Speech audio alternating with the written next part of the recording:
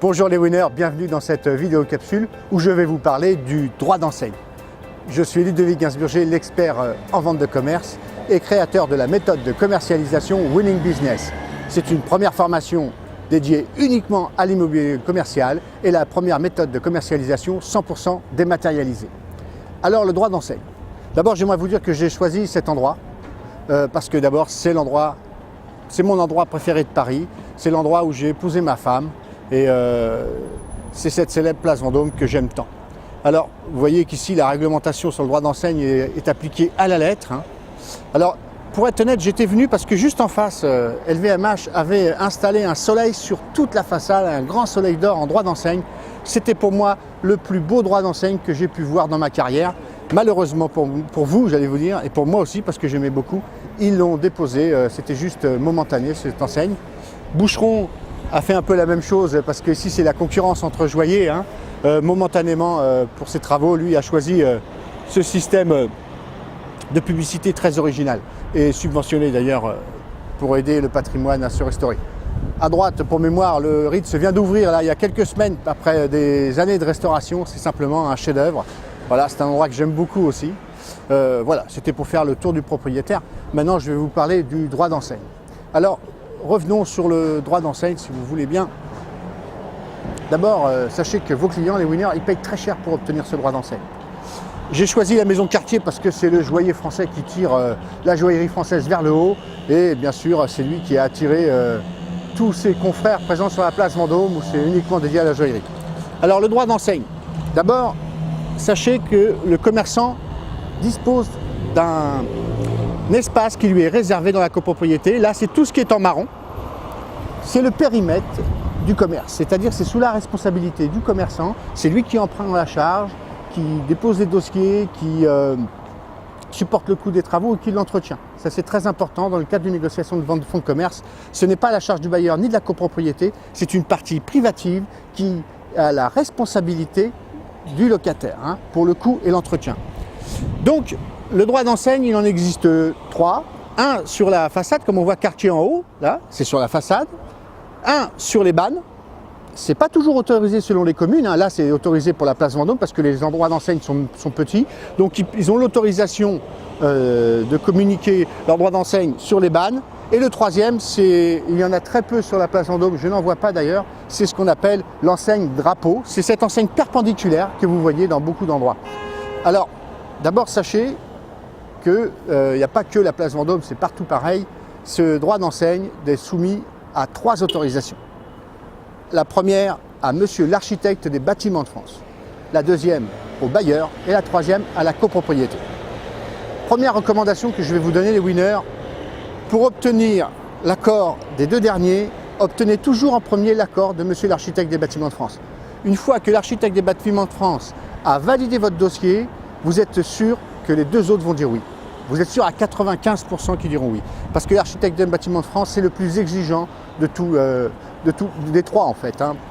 Donc, on peut comprendre d'ailleurs, souvent, beaucoup de vos confrères agents immobiliers spécialisés dans le commerce n'aiment pas trop l'architecte des bâtiments de France parce que c'est vrai que pour instruire un dossier, il y a un délai d'instruction qui, selon les communes, selon la prestation, peut aller de 1 mois à 3 mois. Mais ce délai, il est incompressible et je vous recommande en tant que professionnel de bien informer vos clients de ses devoirs. Donc les devoirs, il doit rester dans le périmètre de sa partie privative. S'il appose une plaque sur les parties communes de l'immeuble, là c'est tout ce qui est en pierre. Tout ce qui est en pierre n'est pas la propriété du bailleur, c'est une partie commune. Donc vous devez obligatoirement pour votre client obtenir l'accord de la copropriété. Il est inutile de passer en assemblée générale, il suffit simplement de lire le règlement de copropriété pour savoir ce qui est autorisé ou non. Les plaques, on les retrouve souvent pour les professions libérales, avocats, médecins, paramédicales, qui ont le droit d'apposer ou non leurs plaques sur ces... Mais c'est très réglementé aussi ça, c'est marqué dans le règlement de l'immeuble. Vous pouvez tout simplement aussi aller voir le gestionnaire de l'immeuble pour éviter tout souci. Vous pouvez ou le rencontrer, lui téléphoner ou envoyer un mail de votre projet. Alors, donc ce droit d'enseigne, il est soumis à l'accord des bâtiments de France, à monsieur l'architecte des bâtiments de France. Vous devez envoyer une photo avant l'acquisition du fonds de commerce et après les travaux. Donc ça, si vous avez un architecte qui connaisse très bien la procédure à suivre, Si l'architecte est de la commune, parce que c'est des accords qui sont communaux, hein, l'architecte des bâtiments de France de Paris est différent dans le 15e et dans le 8e, et celui de Bordeaux n'a rien à voir avec celui de Montpellier. Donc il y a une façon d'appréhender cette administration. Sachez que ce sont des gens qui ont fait un haut niveau d'études, qui méritent le respect. C'est un service gratuit qui vous est rendu, mais il n'en reste pas moins que vous devez faire preuve de respect par rapport à la fonction. Donc sachez que monsieur l'architecte des bâtiments de France mérite tout votre respect. Traitez-le avec égard et prenez bien conscience de la personnalité que vous avez en face, parce qu'il peut vous mettre votre dossier sous la pile ou sur la pile. Donc attention pour votre client, le droit d'enseigne est très important, il aime bien l'apposer dès l'ouverture. Un petit truc métier que je vais vous donner, si le client, bon, on ne vous ferait pas ça à Place Vendôme, ce que je vais vous donner, mais dans certains commerces qui représentent la grande partie des ventes réalisées, le droit d'enseigne, vous ne l'aurez pas le jour de l'ouverture. Vous pouvez recommander à votre client la chose suivante, ou d'apposer un calicot de qualité, juste collé sur la façade, par exemple autocollant momentané, et vous marquez enseigne momentanée en bas, le client le sait. Il y a des communes qui acceptent ça, ça permet de communiquer auprès des clients, de vos clients, que la nouvelle enseigne est installée et qu'il y en a une très belle qui va arriver. Ne passez jamais en force, hein. Si l'architecte des bâtiments de France vous dit non, ne prenez pas de gauche, il vous fera déposer l'enseigne. Je l'ai vu plusieurs fois dans ma carrière, je dirais 6 ou 7 fois, parce que si vous ne respectez pas les desiderata de monsieur l'architecte des bâtiments de France, si vous voulez le squeezer, passer en force, oubliez de déposer le dossier, allez plus vite que le délai d'instruction, vos clients s'en mordront les doigts. C'est la raison pour laquelle je vous recommande d'écrire un mail à votre client en lui spécifiant bien ses devoirs et vos recommandations. Il ne pourra pas se retourner après avoir fait une infraction par rapport au droit d'enseigne contre vous, puisque vous avez fait un mail lui expliquant ses devoirs et vos recommandations. Donc voilà, ce qu'il faut retenir, c'est que le droit d'enseigne, il en existe 3. Vous devez déposer 3 demandes. Donc les 3 types d'enseignes, sur la façade, sur la banne, l'enseigne drapeau. Vous devez déposer 3 demandes auprès du bailleur, auprès de la copropriété et auprès de monsieur l'architecte des bâtiments de France. En obtenant l'accord du 3e, vous avez de fortes chances d'avoir l'accord des 2 seconds, des 2 premiers. Ensuite, pour le prix. Alors, le droit d'enseigne, c'est très simple, hein. Il n'y a pas un droit d'enseigne comme un droit de terrasse. J'ai fait une vidéo précédemment sur le droit de terrasse, où là, vous avez une autorisation d'occupation du domaine public.